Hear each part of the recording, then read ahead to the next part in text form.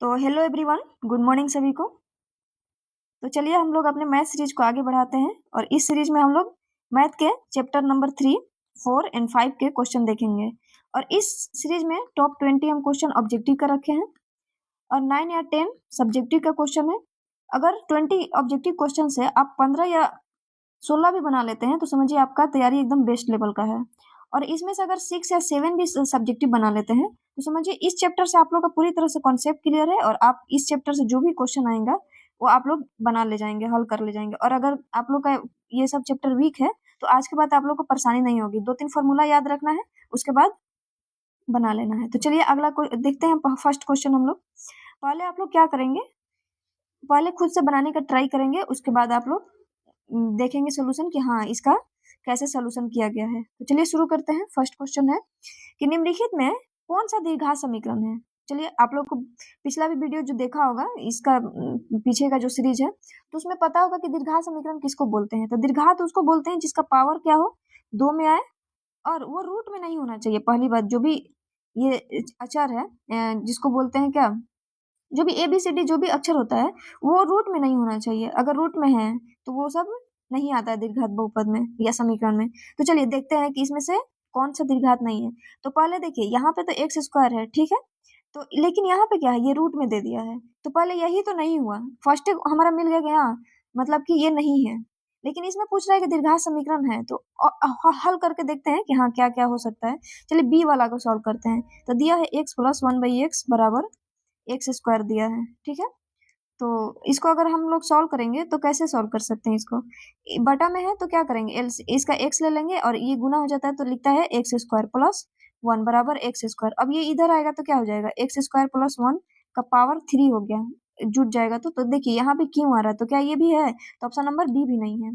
तीसरा देखते हैं हम लोग। तो तीसरा में क्या है, तो बी सी में ऑप्शन में एक्स स्क्वायर प्लस 1/एक्स स्क्वायर बराबर 5 है। अगर हम इसको गुना करेंगे तो ये एक्स के पावर 4 प्लस 1/एक्स स्क्वायर बराबर 5। अगर इसको हम उधर ले जाके कर दिए तो क्या आया, 5x स्क्वायर है। तो देखिए तो ये कितना आ रहा है, ये भी x का पावर 4 आ रहा है, स्क्वायर में तो नहीं आ रहा है। तो ये भी क्या है, ये भी नहीं हो सकता है। तो एक बचा ऑप्शन नंबर डी। लेकिन इसको चेक करना जरूरी है कि क्या ये भी आ रहा है कि नहीं आ रहा। अगर नहीं आएगा तो फिर हम लोग को क्या, इसको ऐसे थोड़ा मार के आगे बढ़ जाना है, इसको चेक करेंगे पहले। तो चलिए क्या है ऑप्शन नंबर डी में, तो डी में दिया है 2x स्क्वायर माइनस 5x बराबर x माइनस 1 का स्क्वायर।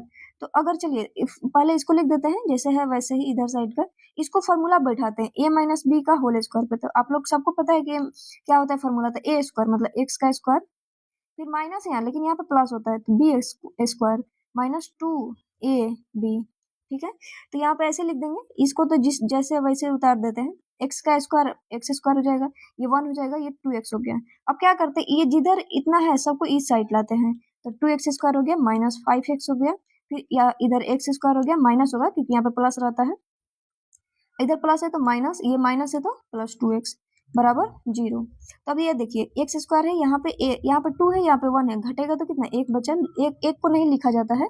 यहाँ पे माइनस 5x है, यहाँ पे प्लस 2x है, तो इसको घटाएंगे तो 3x हो गया, ये -1 बराबर 0। अब देखिए तो यही तो द्विघात समीकरण ऐसे ही तो होता है, पावर 2 फिर 1 फिर 0 ऐसे होता है। तो यही ऑप्शन नंबर हमारा डी हो गया। तो देखिए बिना बनाए ही हम लोग ऑप्शन छाट दिए थे पहले ही। तो इस तरह से आप लोग को भी अगर आएगा तो एग्जाम में क्या होगा कि बहुत जल्दी में ज्यादा क्वेश्चन आप लोग बना ले जाएंगे अगर प्रैक्टिस रहता है तो, ठीक है। चलिए अब अगला देखते हैं, पहले अपने से खुद से सोल्व करिएगा। चलिए दूसरा देखते हैं हम लोग। अगला में दिया है कि p के किस मान के लिए द्विघात समीकरण इतना जो है कि मूल वास्तविक और समान होंगे। तो आप लोग अगर चैप्टर 4 में पढ़े होंगे, एक विविधकर होता है, उसका d का मान अगर 0 आता है तो वास्तविक समान है। d का मान जब भी मतलब 1 से जो -1 के बराबर आता है तो ये क्या होता है, ये काल्पनिक होता है। अगर d जो है जैसे 0 से बड़ा आता है, मतलब समझिए 0 से छोटा 0 से बड़ा ऐसे करके, तो हम माइनस से लिख दिए हैं। अगर 0 से ज्यादा बड़ा आता है, मान लीजिए 1 आया, तो क्या होता है, वो वास्तविक होता है लेकिन वो असमान होता है, इसमें काल्पनिक होता है ओनली, ठीक है। बाकी ये दोनों में, दोनों के लिए बनाया जाता है, फॉर्मूला होता है, लेकिन इसके लिए नहीं। तो देखिए क्वेश्चन क्या है कि समान दिया है, तो समान में हम लोग क्या रखेंगे, d बराबर 0 लिख दिए। अब फॉर्मूला क्या होता है d का, बी स्क्वायर माइनस 4ac बराबर 0। अब इसमें क्या हो गया, इसमें a हो गया, ये b हो गया, ये c हो गया। तो b कितना है, b है -2 है तो -2 का स्क्वायर लिख देंगे। -4 a का मान p है और c का मान 3 है बराबर 0। तो 2 का स्क्वायर 4, ये चलते हैं 12 p बराबर 0। तो ये माइनस है, उधर जाएगा तो क्या हो जाएगा प्लस, और ये 4 है बटा में 12 आ गया p। तो चलते हैं 12 1/3 हो गया। तो देखिए तो p का मान कहाँ 1/3 है इसमें, तो ऑप्शन नंबर क्या हो जाएगा, ऑप्शन नंबर बी हो जाएगा। ठीक है, आप लोग का भी तो आ ही रहा होगा। चलिए, तो अगर सही है तो 1 नंबर दीजिएगा, अपना 1 नंबर बढ़ाइएगा, गलत है -1 नंबर करिएगा। निगेटिव मार्किंग तो नहीं होता है, लेकिन माइनस कर दीजिएगा, इससे पता चलेगा बाद में जो भी आप लोग का गलत हो रहा है क्वेश्चन, उसको फिर एक बार दोबारा बनाइएगा, तब जाके आप लोग का वो अगर सही हुआ, अगर जाके एग्जाम में भी वो सही होगा बाद में। यहाँ पे गलती हो रहा है कोई बात नहीं, लेकिन एग्जाम में गलती नहीं करना है, उसको वहाँ पे प्रेशर भी होता है थोड़ा बहुत, लेकिन एकदम शांति से बनाइएगा। चलिए अगला देखते हैं हम लोग 3 नंबर। दिया है कि दीर्घात समीकरण 6x² - 3x + 5 बराबर 0 है, तो मूलों की प्रकृति क्या होगी, वही बताएं। अगर बराबर 0 आ रहा है तो दोनों मतलब देखिए, चलिए एक सेकंड, अगर हम इसका मान निकालते हैं जैसे b² - 4ac, अगर ये जो है 0 आया तो हम कहेंगे कि वास्तविक और समान है। अगर वो 0 से बड़ा आ रहा है, मतलब जैसे 0 से कुछ भी बड़ा आ गया, तो हम क्या बोलेंगे, वो वास्तविक और असमान है, 0 से बड़ा हुआ तो। अगर 0 से छोटा हुआ तो वास्तविक से नहीं, काल्पनिक बोल देंगे 0 से छोटा में। ठीक है, यही चीज ध्यान रखना है। तो चलिए फॉर्मूला में रख देते हैं मान इसका b², तो ये a हो गया, ये b हो गया, ये c हो गया। तो b का मान कितना है -3 का स्क्वायर, -4 a का मान हो गया 6 और c का मान हो गया 5। तो 3 का स्क्वायर 9 होता है। अब इसको गुना करते हैं तो 6 5 30 चलते हुए 120 है। अब इसको हम घटा रहे हैं तो कितना आ रहा है -111।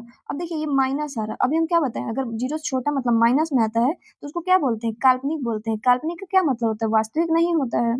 ठीक है ना, तो चलिए अगला देखते हैं हम लोग।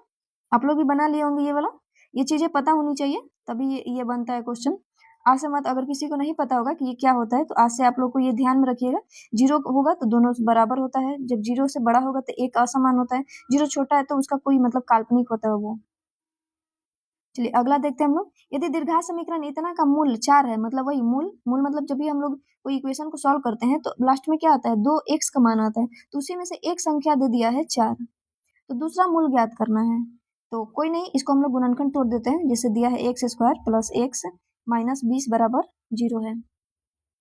तो क्या करेंगे अब हम लोग, गुणनखंड तोड़ते हैं तो आगे पीछे वाला को गुना करते हैं, जैसे इसको इसमें गुना करेंगे हम तो कितना आएगा, -20 आएगा, मतलब 20 आएगा, 20 में 1 से, तो इसको तोड़ देंगे तो 2 से 10 बार में, फिर 2 से 5 बार में, फिर 5 नहीं कटेगा, 2 से हाँ ठीक है। तो अब देखिए 2 दूनी 4 1 5, अगर 4 में से 5 घटाएंगे तो 1 आएगा, तो लिख देंगे यहाँ पे x² + 5x - 4x - 20 बराबर 0। प्लस माइनस आप लोग को समझ आता है ना कि कभी कहाँ प्लस रखना चाहिए, कब माइनस। जैसे यहाँ पे ये चीज है, ये दिया है जो, यहाँ पे हम प्लस रखें, यहाँ पे माइनस रखें, ये क्यों रखे हैं कि अगर 5 में से हम 4 घटाएंगे तो 1 आएगा, लेकिन प्लस भी आएगा। अगर यहीं पे देखिए, जैसे अगर यहाँ पे माइनस होता है, यहाँ पे प्लस ना होकर के क्या होता है, अगर माइनस होता है तो हम क्या करते हैं, यहाँ पे माइनस रखते हैं और यहाँ पे प्लस कर देते हैं। समझ आ रहा है, क्योंकि फिर उस समय क्या करते हैं कि 5 में से हम 4 घटाते हैं तो 1 आता है, लेकिन जो बड़ा रहता है उसी का मान रखा था। जैसे 5 के आगे माइनस है तब यहाँ पे माइनस आया, अभी क्या है, अभी प्लस है तो यहाँ पे हम माइनस रखे क्योंकि यहाँ प्लस था, है ना। तो चलिए फिर से इसको बढ़िया से देख लेते हैं। प्लस माइनस में गलती नहीं होना चाहिए, नहीं तो फिर मान अलग आ जाएगा। तो x² + x - 20 बराबर 0। तो अभी क्या करेंगे हम लोग, x² + 5x - 4x - 20 बराबर 0।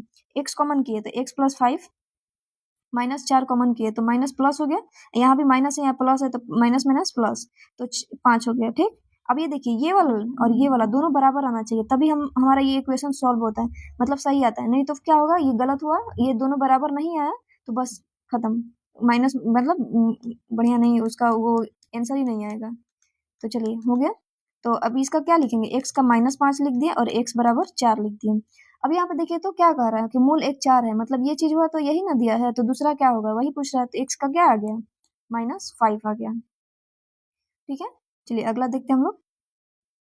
अगला में दिया है कि दीर्घात समीकरण px² - qx + r बराबर 0 है, तो p बराबर नहीं है 0 के, तो मूल होंगे।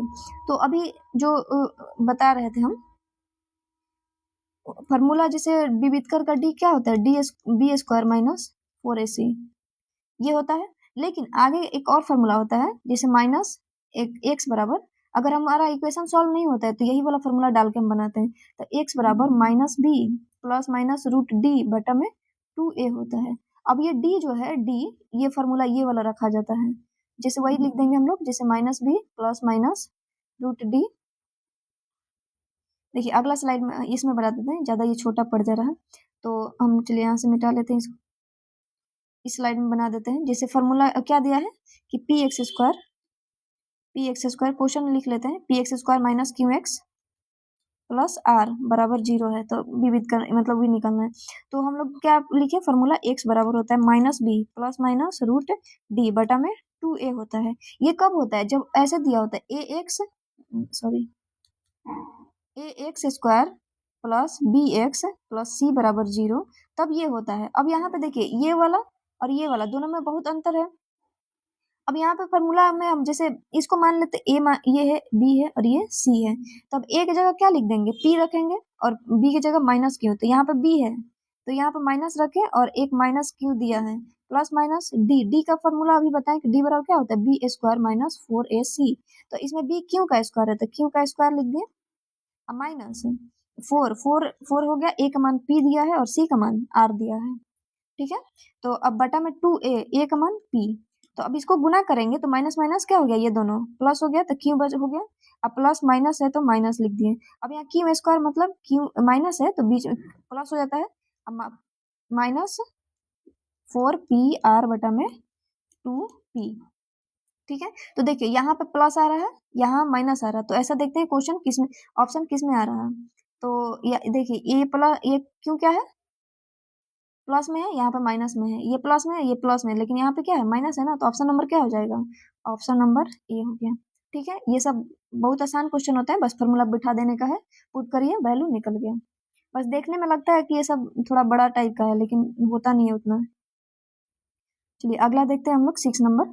दिया है कि x का मान x बराबर -1 है, दोनों समीकरण इतना है, मतलब एक समीकरण ये है, दूसरा समीकरण ये है, का एक उभयनिष्ठ मूल हो तो दोनों का मूल क्या है, एक बराबर जैसा है, जैसे जो इसका मूल आया उसका ये आया, और x का मान -1 भी दिया है, तो p और p प्लस q का मान निकालना है।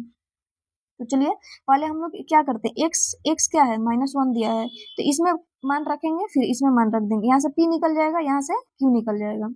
तो यहाँ फर्स्ट में लिखते हैं 2x square plus 3x plus p बराबर 0, और x का मान -1 रखिए, तो -1 का स्क्वायर प्लस 3 -1 प्लस p बराबर 0। तो इसको गुना करेंगे, 1 का स्क्वायर कितना होता है, 1 होता है, तो 2 हो गया, ये -3 हो गया प्लस p हो गया बराबर 0, इसको घटाएंगे -1 p 0 उधर जाएगा तो p बराबर 1 हो गया, ठीक है। अब दूसरा सॉल्व करते हैं, Q x square minus Q X plus 4 बराबर 0, फिर से x का मान -1 रख दिए, -1 प्लस 4 बराबर 0, तो ये हो गया q minus minus plus q plus 4 बराबर 0, गुना किए जोड़ दिए इसको, तो 2q बराबर -4 हो गया, ये कटा दिए, उधर गया ये वाला, उधर साइड लेके चले गए, तो q का मान कितना हो जाएगा, -2 हो जाएगा। अब क्या क्वेश्चन पूछ रहा है, देखिए यहाँ से हम p निकाल लिए, यहाँ से q निकाल लिए, तो पूछ रहा है क्वेश्चन में कि p प्लस q का मान क्या होगा, तो p का मान 1 है, इसका -2 है, तो घटाएंगे तो कितना आएगा, -1, ठीक है ना। तो हमारा आंसर हो गया ऑप्शन नंबर बी, ठीक है। आप लोग का भी आ गया होगा ये, तो इसको क्या देंगे, +1 पॉइंट देंगे अगर आ गया है, तो नहीं आया -1 देंगे, और फिर बाद में इसको बढ़िया से देख करके फिर से बनाएंगे इसको, बिना मतलब सोल्यूशन देखे बिना बनाएंगे, पहले अपने से बनाएंगे फिर सोल्यूशन देखेंगे। तो चलिए अगला देखते हैं हम लोग, और ये जितना भी हम लिए हैं क्वेश्चन 2025 का क्वेश्चन है, जो कि फर्स्ट सेटिंग और सेकंड सेटिंग में आया था, वही सब क्वेश्चन लिए हैं। अगला देखते हैं, और इसी टाइप का क्वेश्चन आते रहता है एग्जाम में, जिनका बन रहा है समझिए कि उनका जो लेवल हो गया है वो पूरा ही हाई है, जिनका अभी तक जितना 6 में से 6 अगर बन गया है तो आप लोग बहुत आगे निकल गए हैं, मतलब आप लोग का बढ़िया स्कोर होगा मैथ में। अगला देखिए, दिया है कि समानांतर श्रेणी है, समानांतर श्रेणी आप लोग लेसन 5 में पढ़े होंगे, -3, दूसरा है -1/2 2 का ग्राहवा पद क्या होगा, मतलब a11 का मान निकालना है। तो फॉर्मूला क्या होता है, a11 बराबर a प्लस 10d होता है, जैसे अगर 10 नहीं लिखे तो फॉर्मूला होता है ना an बराबर a plus n-1 into D, वही यहाँ पे जो चीज रहता है यहाँ रख देते हैं, जैसे इसमें 11 दिया है तो वही घटा के हम लोग क्या लिख देते हैं, 10d लिख देते हैं ना डायरेक्ट ही। तो अब a का मान कितना है, a शुरू वाला होता है तो a का मान -3 हो गया, d क्या होता है, दूसरा में से पहला घटाते हैं, ये घटाने माइनस चिन्ह, माइनस ऑलरेडी फिर दिया है, -1/2 तो प्लस हो गया 9, सॉरी प्लस 3। अगर इसको करेंगे 3 दूनी 6, घटा के करेंगे तो 6, 5/2 हो गया। तो डी का मान आ गया 5/2 और ए का मान 3, तो रख देंगे। ए का मान -3 प्लस 10 और डी का मान हो जाएगा 5/2, तो 2 से करेंगे तो 25, तो 25 में से -3 घटाएंगे तो क्या हो जाएगा, -22। ठीक है, तो -22, सॉरी माइनस कहाँ से आ गया इसमें, तो हो जाएगा ओनली 22, ये प्लस है ना चिन्ह, तो ऑप्शन नंबर हो गया बी। चलिए ठीक है, ये फार्मूला आप लोग याद रख लेंगे, तब आगे इससे जितना भी क्वेश्चन बनता है इसी फार्मूला पर, 2-3 फार्मूला होता है बस, एन और एस एन का, ये 2 फार्मूला डालिए। योग पूछता तो एस एन का डालते, अगर ये पद पूछ रहा है तो हम लोग एन का डाल देंगे। अगला देखते हैं, दिया है कि समानांतर श्रेणी 41, 38 और 35 का मतलब ऐसे डॉट डॉट करके 8 तक में पदों की संख्या, मतलब यहाँ पे क्या निकालना है, एन का मान ज्ञात करना है। पदों की संख्या जब पूछेगा तो बीच में एन निकालना है। ए का मान दिया है 41, डी का मान क्या करेंगे, 38 में से 41 को घटाएंगे तो क्या हो जाएगा, -3। अब हम लोग फॉर्मूला लिखते हैं, एन बराबर, और लास्ट वाला क्या है, ये एन तो दिया है ना लास्ट वाला, एन का मान 8 है, तो फॉर्मूला लिखिए, एन बराबर ए प्लस n-1 इंटू डी। अब एन का मान 8 रख देंगे, ए का मान कितना है 41, एन का मान तो निकालना है और डी का मान हो गया -3। अब ये 41 को इधर लाते हैं तो -41 हो जाएगा, ये 3 ऐसे लिख देते हैं। चलिए अब घटाते हैं इसको तो कितना हो जाएगा, 11 3 33 हो गया, -3 n-1। अब ये माइनस माइनस कट गया, 3 से 11 बार में जाएगा तो 11 हो गया, 11 n-1, ये -1 इधर आएगा तो +1 हो जाएगा, तो n का मान 12 हो गया। ठीक है, तो n बराबर क्या हो जाएगा, 12। टोटल इसमें 12 संख्या है बीच में। तो चलिए अगला देखते हैं हम लोग। देखिए इसमें भी यही फार्मूला लगा, यही 2 फार्मूला होता है, एक एस एन का होता है, एस एन बराबर भी n/2, इसको भी याद कर लीजिएगा अच्छे से, 2a plus n-1 into D. जब भी योग पूछेगा तो इस पे लगाएंगे, और संख्या वाला जैसे कितने पद है या समथिंग पूछेगा तो ये लगाते हैं, n a plus n-1 into D. ठीक है, ये 2 बस फॉर्मूला याद रखना है, इससे जितने भी क्वेश्चन आते हैं लगभग बन जाते हैं। अगला देखते हैं, 9वां क्वेश्चन है कि समानांतर श्रेणी के प्रथम 50 पदों का योग ज्ञात करिए। जैसे अभी बताएं कि एस एन मतलब 50 दिया है, मतलब एन के जगह पे हम 50 लिख देंगे। ये कह रहा है ज्ञात करें, ए बराबर वही 2 और डी का मान हो जाएगा 4 में से 2 घटा देंगे तो 2 हो गया। देखिए एस एन का एक और फॉर्मूला होता है कि अगर हम एस एन बराबर ऐसे लिखें n/2, ए प्लस एन भी लिख देंगे तो ये भी होता है। हम लोग ऐसे भी कर सकते हैं कि एन का मान निकाल दिए और रख दिए मान, उतना सॉल्व एथी नहीं करना पड़ेगा, या डायरेक्ट वो वाला जो बड़ा सा फॉर्मूला था वो वाला डाल के बना सकते हैं। चलिए हम शॉर्ट थोड़ा देखते हैं, एन का पहले मान निकाल लेते हैं। एन का मान कैसे निकलेगा, नहीं निकल पाएगा तो छोड़िए, बाद में हम लोग इसको देखा जाएगा। बड़ा वाला फॉर्मूला लगाते हैं, n/2 into 2a plus n-1 into D. चलिए n/2, एन का मान 50 है, 50/2 हो गया। 2 ए का मान कितना है, एक मान 2 है, अब प्लस n-1 मतलब 50-1 इंटू डी, डी का मान हो जाएगा, डी का भी 2। ठीक, तो इसको कटा देंगे तो 25 हो गया, ये 2 दूनी 4 हो गया, ये 49 इंटू 2। अगर हम इसको क्या करें, गुना करते हैं तो 98 हो जाएगा, 4 से जोड़ते हैं तो 102 हो गया। अब गुना कर दीजिए तो हो जाएगा 2550, मतलब हो जाएगा 2550, 2550 गुना कर लीजिए 102 में 25 से गुना करिए, देखिए 25 दूनी 50, डबल 0 फिर 25, तो ये हो जाएगा 2550। ठीक है, तो आंसर कौन सा दिख रहा है हम लोग को, 2550, ऑप्शन नंबर बी में हो गया। चलिए ठीक है, इस टाइप पे भी क्वेश्चन समझिए इंपॉर्टेंट है, 1 नंबर तो को जरूर पूछता है, सब्जेक्टिव में पूछे ऑब्जेक्टिव में पूछे, जो भी है ये पूछते रहता है। अगला देखते हैं, दिया निम्नलिखित में कौन दीर्घा समीकरण है, तो वही ऊपर जैसा देखते हैं कि कौन सा दीर्घा समीकरण में है। जैसा दीर्घा समीकरण जब भी पावर 2 आ गया हम लोग दीर्घा समीकरण लगा देंगे। देखिए ऑप्शन नंबर ए में देखिए x² है, बी में देखिए 2 में दे दिया है, तो क्वेश्चन का भी फॉल्ट भी रहता है एग्जामिनर द्वारा भी जो भी सेट किया था, इसमें 2 आंसर होंगे, ए और बी दोनों हो जाएगा। तो इसका समझिए कि +1 पॉइंट होता है जब भी दो क्वेश्चन में, मतलब अगर आप लोग एग्जाम में गए और लगेगा करे ऑप्शन ए भी सही है बी भी सही है, तो वैसा नहीं, अगर कोई भी ऑप्शन ए मारेगा वो भी सही है बी भी सही है, इसका सबको +1 मिल जाता है। ठीक है, चलिए अगला देखते हैं हम लोग। एक ग्राफ में दिया है कि यदि ए बी प्लस 3b बराबर 8 है, तो 3ab का मान पूछा है, मतलब समीकरण दिया है, दो समीकरण बनाने को दिया है और पूछ रहा है ना कि ए और बी का मान ज्ञात कर। 2a प्लस 3b बराबर 8 है, 3a माइनस 4b बराबर -5 है, तो ए और बी का मान ज्ञात कर। तो देखिए इसके दो मेथड है, पहले तो डायरेक्ट सॉल्व कर लीजिए इस तरह से, मतलब दोनों इक्वेशन को प्रतिस्थापन विलोपन जो भी विधि द्वारा आपको आता है उसके द्वारा सॉल्व करिए। इसमें ऐसा नहीं है ऑप्शन चूज करना है।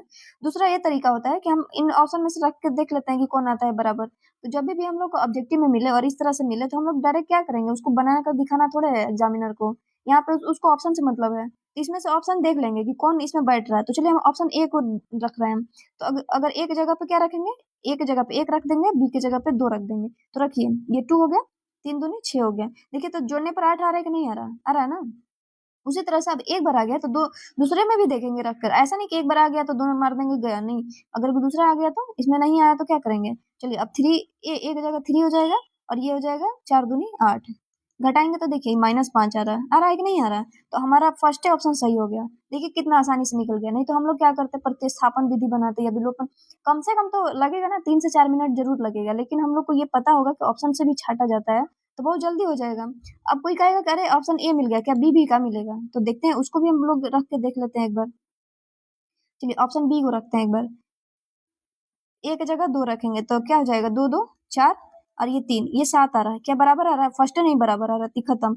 उसी तरह से सी वाला रख कर देखिए, तो हम रखेंगे तो -2 हो गया और प्लस 3 दूनी 6, इसको घटाएंगे तो 4 आ रहा है, तो क्या 4 है, तो ये भी नहीं है ये भी नहीं है। इस बार इसको रख के देख लेते हैं डी वाला को, तो 2 दूनी 4 हो गया और फिर -3 दूनी 6 हो गया, -2 हो गया। देखिए तो ये तीनों नहीं आ रहा, तो एक ही बन गया था हम लोग को। चलिए इसी तरह से आप लोग भी बनाइएगा ऑप्शन छाट करके एग्जाम में। अगला देखते हैं 12 नंबर क्वेश्चन। इसमें दिया है कि रैखिक समीकरण युग्म 2x माइनस 3y बराबर 8 है एवं 4x माइनस 6y बराबर 9 है, तो क्या होगा, संगत होगा असंगत होगा, क्या होगा। देखिए संगत असंगत निकालने का क्या तरीका होता है, आप लोग अगर लेसन 3 पढ़े होंगे तो उसमें दिया है संगत असंगत का। होता क्या है कि तीनों जब एक ऐसे बनाते हैं हम लोग, a1/a2 बराबर b1, इसके 3 रूल बनते हैं। एक बार क्या होता है, दोनों बराबर नहीं है, मतलब कोई बराबर नहीं है। एक बार क्या होता है कि एक तो मतलब 2 बराबर है, तीसरा का नहीं बराबर है। एक बार क्या होता है कि तीनों बराबर होता है, ठीक है, इस तरह से। तो क्या करते हैं हम लोग कि जब ऐसे आता है तो ये इसका होता है कि ये संगत है, और जब तीनों बराबर आता है तो भी क्या है, संगत है।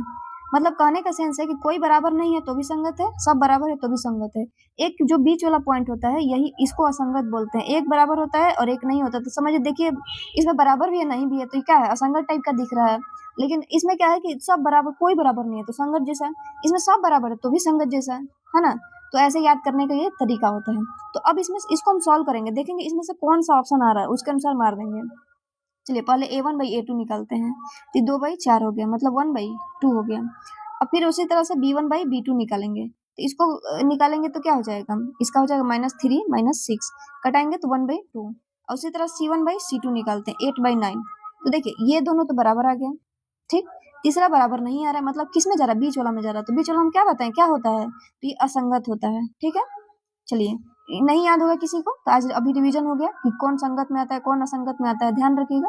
देखिए छोटा सा रूल है, तीनों कोई बराबर नहीं आ रहा तो भी संगत, सब बराबर आ रहा तो भी संगत। एक अल्टर दिख रहा है कि अरे एक बराबर है एक नहीं बराबर है, दिख ही रहा है। अगर मान लीजिए कोई आदमी रहता है तो अपने जोड़े पर एक आदमी को रखता है, अगर उसमें एक बूढ़ा एक जवान है या एक बच्चा है तो उसको देखकर क्या कहेंगे हम लोग, अरे ये तो संगत इसका मिल नहीं रहा, असंगत टाइप का दिख रहा है। तो उसी तरह से ये भी समझिए। चलिए देखते हैं अगला हम लोग क्वेश्चन। तो चलिए इसको भी आप लोग एक बार ट्राई करिए फिर हम बताते हैं। तो चलिए देखते हैं क्वेश्चन दिया है कि समीकरण 2x प्लस 3y बराबर 4, 4x प्लस 6y बराबर 12। अब इसको भी सेम उसी तरह से करते चेक। अगर देखिए अगर क्या है कि बराबर नहीं आता है, इसका भी वो संगत असंगत का नियम था, ये थोड़ा दूसरा नियम है। तीनों को हम लिख लेते हैं पहले, बराबर नहीं C1/C2, और फिर एक होता है A1/A2, तीनों बराबर हो B1/B2 और बराबर हो C1/C2। तो होता क्या है इसमें, क्या है कि जब दोनों कोई बराबर नहीं है तो इसको कहते हैं कि इसका अद्वितीय हल है, मतलब एक से ज्यादा इसका हल नहीं होगा, अद्वितीय हल। ठीक, जब एक बराबर है दूसरा नहीं है तो इसका कोई हल नहीं है, मतलब ऐसे वही चीज कोई हल नहीं, असंगत टाइप का है। जब तीनों बराबर है तो इसको लिख देंगे कि इसका बहुत सारा हल होता है, मतलब अनेक हल इसको कह देते हैं, अनेक हल। इसमें अद्वितीय मतलब ओनली एक हल है। तो चलिए चेक करते हैं कि किसमें ये बैठ रहा है। तो उसी तरह से A1/A2 निकालते हैं, 2/4 मतलब 1/2, फिर B1/B2 निकालते हैं, मतलब 3/6 तो 1/2। देखिए ये भी बराबर है, ये भी बराबर है। तीसरा निकालते हैं C1/C2 तो 4/12, तो इसका 1/3 आ रहा है। तो देखिए ये दोनों तो बराबर आ रहा है, लेकिन फिर ये बराबर नहीं है। तो हम लोग देखते हैं किस में जाएंगे, हम लोग बी वाला मतलब बीच वाला में जाएंगे। तो इसका क्या होता है, कोई हल नहीं। अच्छा ये संपाती वाला पे दिया है तो कोई बात नहीं है। तो जब भी क्या होता है कि ये अद्वितीय वाला होता है तो एक बिंदु पर प्रतिच्छेद करती है। जब अनेक हल होता है तो इसको बोलते हैं कि ये संपाती है, एक ही लाइन पर आती है। और जब कोई हल नहीं होता है तो इसको बोलते हैं कि समांतर है। ठीक है, तो इसका क्या हो जाएगा, ऑप्शन नंबर क्या बीच में आ रहा है ना, तो इसको बोल देंगे कि ये समानांतर है। ये भी नियम याद रखना है कि अद्वितीय कोई हल नहीं, अनेक हल।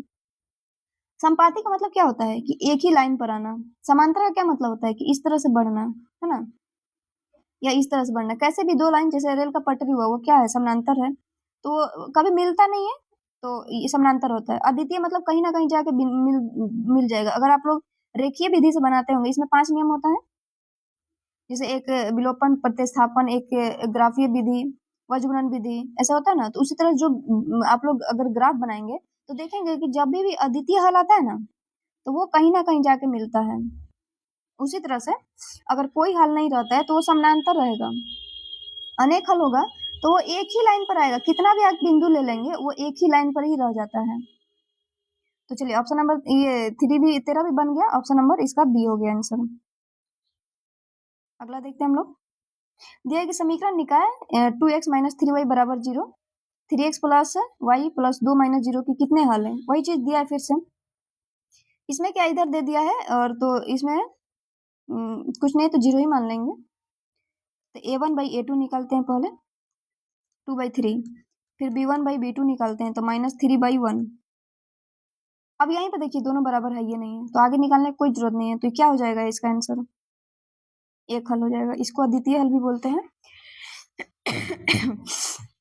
ठीक है, तो क्या हो जाएगा, एक और केवल एक हल। 15 में देखते हैं, दिया कि के किस मान के लिए समीकरण जो है इतना और इतना का अनंत हल होगा। अनंत का क्या मतलब होता है कि अनेक हल होगा। तो अनेक हल किस में आता है, देखिए अनेक हल का क्या है, ये जब तीनों बराबर है तो क्या इसका मान आता है, तो अनेक हल आता है। तो चलिए निकालते हैं, तीनों बराबर है मतलब A1/A2 है, बराबर है B1/B2 है, फिर C1/C2 है। तो मान रखिए A1 का मान दिया 1, A2 का मान दिया है 5, उसी तरह से B1 का मान है 2 और B2 का मान है K। अभी तो इसका ही तो मान निकालना है, तो K मिल गया, फिर इसको भी रख लेते हैं, कोई बात नहीं। C1 का मान है 3 और C2 का मान है 5, तो ये बराबर है सब। तो इसको अगर हम कटा देंगे तो भी 1/5 आया, इसी के बराबर आ जाता है। तो जब आता है तो कोई एक मान रखते हैं, मान लीजिए 1/5 = 2/k रख दिए। अब ये k को इधर गुना कर देंगे 1 से तो क्या हो जाएगा k, और इसमें 5 से 2 गुना कर देंगे तो 5 दूनी 10 हो गया। तो k का मान कितना आया, तो k का मान आ गया 10 हो गया। देखिए फॉर्मूला यह पता था कि अनंत हल कैसे होता है, तो डायरेक्ट निकल गया, नहीं तो इसमें अच्छे अच्छे आदमी का हालत खराब हो जाता है कि अरे इसको कैसे हम बनाएंगे। चलिए अगला देखते हैं, निम्नलिखित में कौन समानांतर श्रेणी में है। देखिए एपी कहने का मतलब है कि जो सीक्वेंस में बढ़े, जैसे 2 बढ़ा तो 4 हुआ, फिर 6 हुआ, 8 हुआ, मतलब दोनों का अगर अंतर निकालें तो सेम आना चाहिए। अगर देखिए अंतर निकाले 8 में से 6 घटा 2, इसमें फिर 2, इसमें भी 2, या ऐसे लिखिए 3 6 9, इसमें से घटाएंगे 3 3 आते जाएगा, तो बोलेंगे कि ये क्या चिन्ह है, एपी में है। लेकिन ऐसे कुछ भी बढ़ रहा है तो वो एपी में नहीं होता है। सेम से जैसे सीढ़ी हुआ, सीढ़ी एकदम स्टेप बाय स्टेप बनता है, तो उसको हम बोलते हैं क्या कि वो एपी में बना है, मतलब समानांतर श्रेणी में बनाया गया है। तो देखते हैं, पहले इसका ऑप्शन देख लेते हैं। ये देखिए ये 3 से ये ऐसे हो रहा है, तो क्या ये समानांतर श्रेणी में दिख ही नहीं रहा है, ये तो अजीब तरह से बढ़ रहा है। इसमें भी देखिए 1 से 11 हुआ, फिर 11 से 111 हो गया, तो घटाएंगे तो कितना डिफरेंस जा रहा है, तो ये भी नहीं होगा। अगला देखिए, इसमें से घटाते हैं तो कितना आ गया 2, इसमें से घटाएंगे 4, इसमें से घटाएंगे तो 8। क्या ये भी आ रहा? तो नहीं आ रहा, ये भी नहीं आ रहा। इसको घटा के देख लेते हैं, डी वाला को। डी में 0, -4, -8, -12। चलिए इसको घटाते हैं। -12 में से 8 को घटाएंगे तो प्लस लिखेंगे तो -4 हो गया। फिर इसमें से इसको घटाएंगे, -8 में से प्लस फिर रख देंगे तो -4 हो गया। फिर इसमें से इसको घटाएंगे तो देखिए -4, ये सब बराबर आ रहा है, तो हम रख देंगे कि ऑप्शन नंबर डी क्या है, एपी में है। देखिए अगला में दिया है कि P के किस मान के लिए जो इतना इतना इतना समानांतर श्रेणी में है। तो अब बताइए समानांतर श्रेणी में क्या बताएं कि अगर D सबका बराबर हो तो क्या होता है, वो समानांतर श्रेणी होता है। तो इसमें ये इसको घटाएंगे और फिर इसमें से इसको घटाएंगे, दूसरे में से पहले वाला घटाते हैं, फिर तीसरा में से दूसरा घटाते हैं, तो वो सब समानांतर श्रेणी में आते हैं। तो क्या लिख देंगे, 13 में से हम इसको घटाते हैं 2P + 2 को या 1 को बराबर, फिर तीसरा में से दूसरा घटाएंगे, इसमें से इसको घटाएंगे, तो 5P - 3 फिर -13। चलिए घटाइए, तो 13 - 2P - 1, ये हो जाएगा 5P - 13 -3 - 13। अब 13 में से 1 घटाएंगे तो कितना हो जाएगा, 12 - 2P, 5P रह गया, और इसमें से घटाएंगे तो 13 3 कितना होता है, 16। अब P वाला को उधर साइड, इस P को उधर रख देते हैं, 16 को इधर लाते हैं, तो ये माइनस है, ये -16 है, तो क्या हो जाएगा, +16 बराबर हो जाएगा कितना,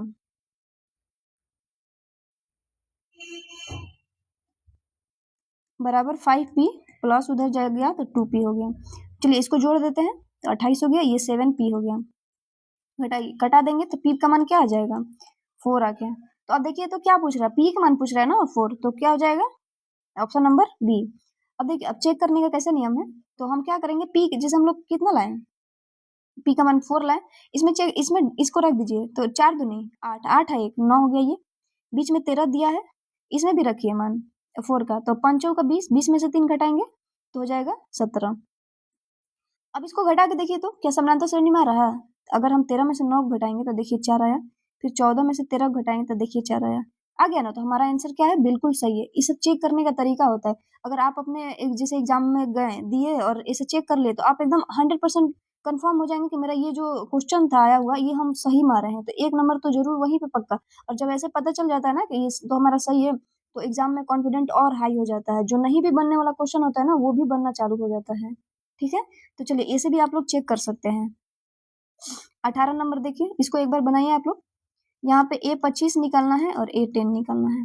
देखिए क्वेश्चन हम लोग देखते हैं कि यदि समानांतर श्रेणी 3, 8, 13, 18 का nवां पद है, तो A25 और A10 का मान क्या होगा।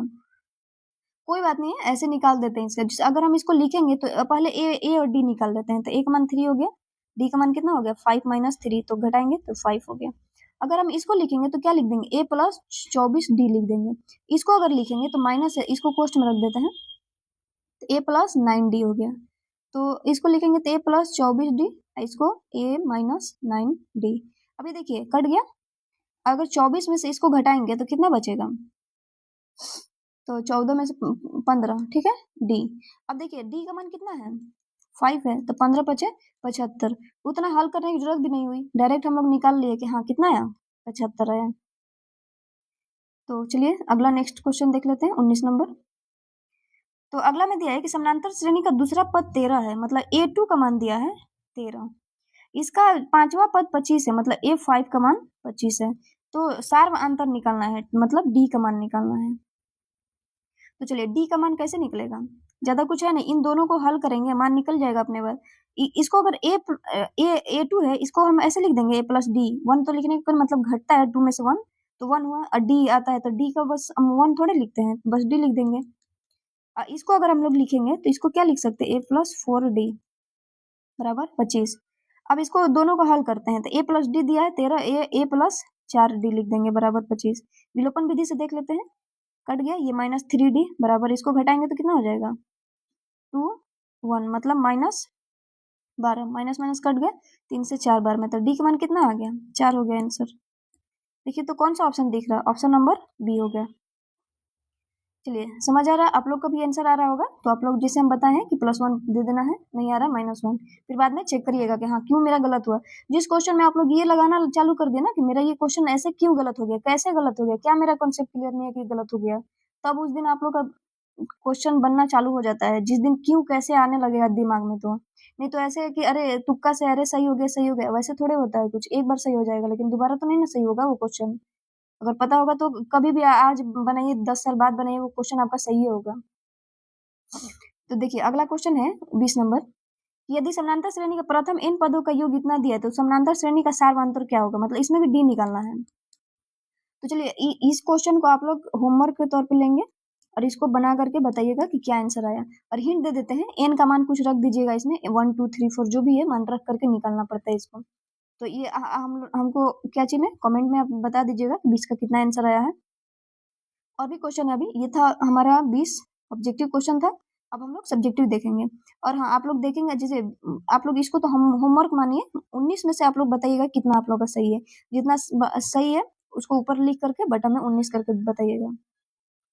चलिए तो देखते हैं, अब सब्जेक्टिव क्वेश्चन है।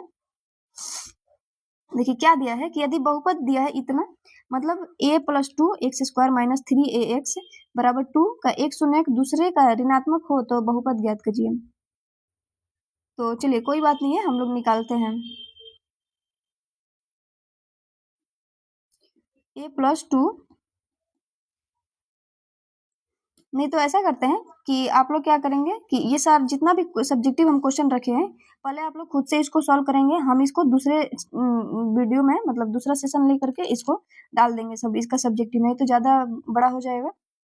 7-8 क्वेश्चन होंगे तो सबको हम धीरे बारी बारी से दिखा देते हैं। आप लोग वीडियो को पॉज करिएगा, फिर बना करके उसको, अगर कमेंट में है तो कमेंट में बता दीजिएगा कि हाँ किसका कितना आंसर आया। और ये भी बताइएगा कि अगर इसका वीडियो चाहिए आगे की, इसको मतलब हमको सॉल्व करना है सारे सब्जेक्टिव को, तो हम बना करके डाल देंगे।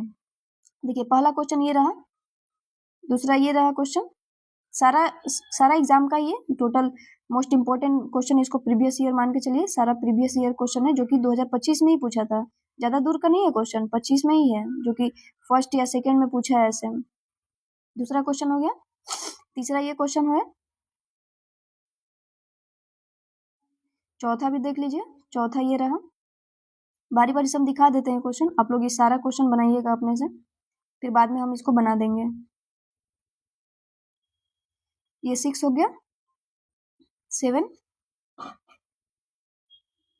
ये रहा 8वां क्वेश्चन, और ये 9th। तो यहीं तक था 9।